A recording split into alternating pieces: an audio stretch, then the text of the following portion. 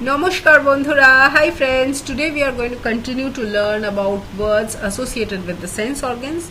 The plan for today is to learn the verb associated with the nose. So first of all, what are the words for nose? The commonly used word is naak. The lesser common word is nashika, which comes directly from the Sanskrit word naak and nashika. This is our favorite slide by now. Verb forms change with person, first, second or third. Changes with degree of formality, semi-formal, formal and casual. We are learning the semi-formal version, the endings of which are given below. Verb forms don't change with number nor with gender. These are all the words which we have already learnt till now, the verbs associated with the sense organs. So the one which we are going to learn today is the last one, shoka. Notice the N is in brackets, so it's a light touch of N written with a Chandra Bindu in the script. Now notice one thing, in English the word smell stands for both the verb and the noun, but in Bengali the noun for smell, the noun word for smell is Gandho, the verb word for smell is shoka. So make that distinction when you are translating sentences. We will see a few examples, but just remember that the noun for smell is Gandho, the verb for smell is shoka. There are three verb groups which we have dealt with. Group 1 ends in wa, group 2 ends in a, and group 3 ends in no. These are all the infinitive forms. Now shoka ends in a, and so it belongs to group 2, and we will use the rules for conjugations in group 2 when we are changing the word shoka to different forms. I assume you have already memorized this by now, but just for the sake of completeness, for shoka, when we are making it into the different conjugations, we remove the a at the end and replace it with e for I and we, o for you singular and plural, and a for he, she and they. Now also notice that in case of shoka, the vowel of the first syllable, which is o, is changed to u in case of first person. So in the first person form, the vowel of the first syllable changes from O to U. This happens in some cases which are marked with the asterisks. This is not very uncommon, but it is not so common that it's a rule in itself. So I'll just highlight it wherever it happens, and rest of it you will get with repetition. So shoka, the different forms will become for I and we, ami shuki, amra shuki, for you singular and plural, tumi shoko, tomra shoko, he, she and they, o shoke, ora shoke. Now let's have a look at some examples. Notice in this sentence, this incense has a very beautiful sweet smell. Here smell is a noun, and hence in the Bengali sentence we are using the word Gandho. If you notice the sentence, the Bengali sentence, ei dhuper khub sundor mishti mishti gandho, in this ei dhuper gandho is the base of the sentence, and khub sundor mishti mishti, these are all adjectives which describe the smell, the gandho. So it might look a long sentence, but it is actually a very simple one, because if you take all the adjectives as one group of words, it's basically a very easy sentence that way. Also note, ei dhuper, a is a pointer, which means this, and adding e makes it exclusive.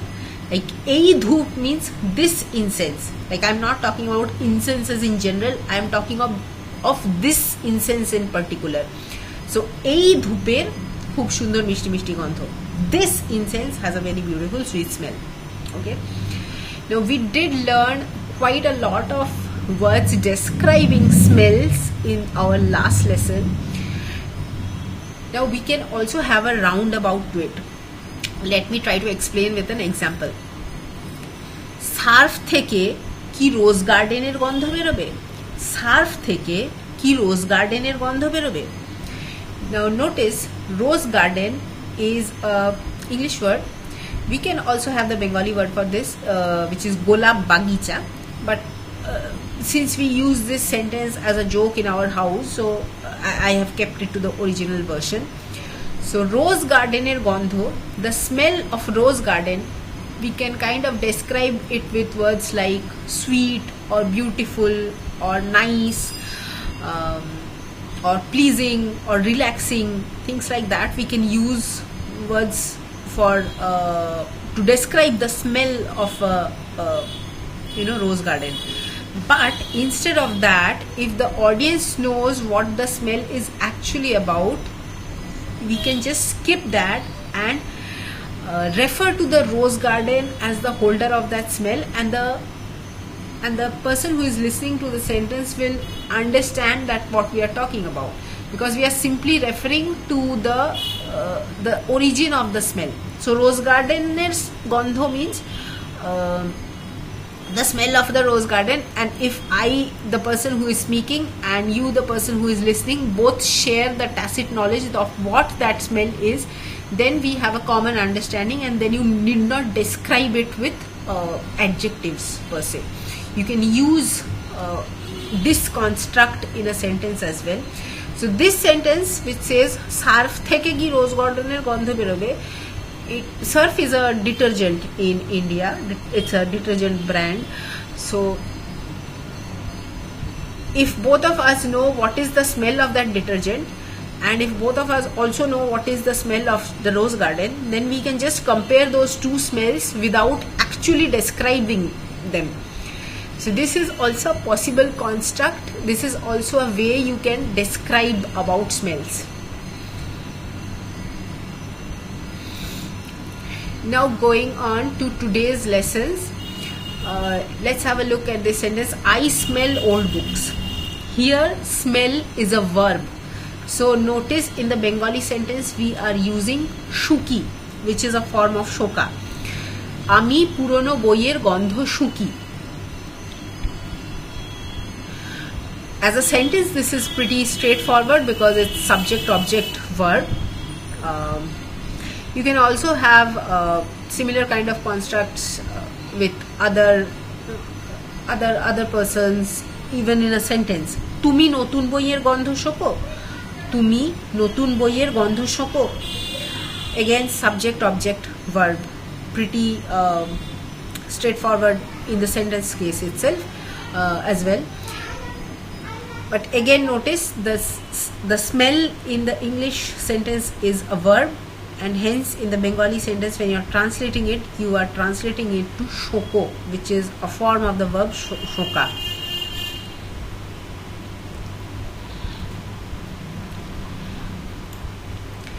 For today's bit of Bong Culture, the lesson name Tomari Malar Gandho, which means the smell of your garland. It is taken from the middle of a song which the title of which is Tumi Koto Sundar, which means how beautiful you are, and it's a movie song from the movie Pita Putro, released in 1969, and it goes like this. বাতাসে আমি যে পেয়েছি সে কি তোমারি মালার গন্ধ, তোমার বাঁশিতে বাজে কি বলো আমার গানের ছন্দ, বলো না বলো না।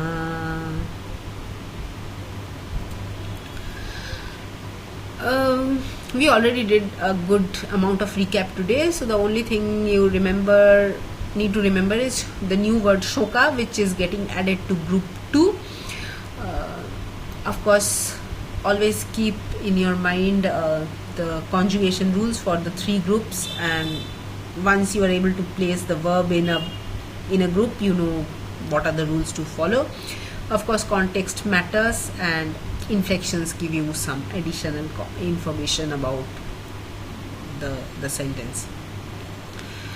So for today's homework, please let me know what is one of your favorite smells, and I would suggest you try to use it both in noun form as well as in the verb form. For example, in English we can say roses smell sweet.